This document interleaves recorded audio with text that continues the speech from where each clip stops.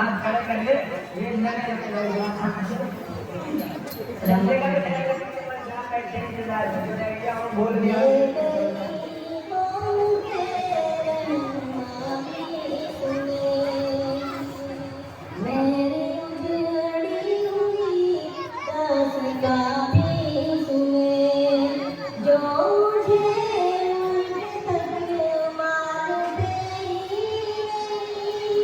जो मुझे मुल्क तक मानते ही सारी दुनिया को हुक्मरान भी सुने सिर्फ शेरी गोद में कोई पूछे क्यों इतना रंगीन हूँ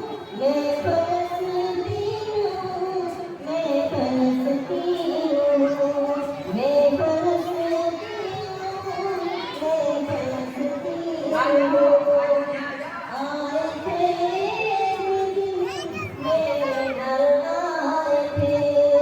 दुश्मनों को भी तन्हा नजर आए थे होठ पर अपना खादिम बिठाए होठ पर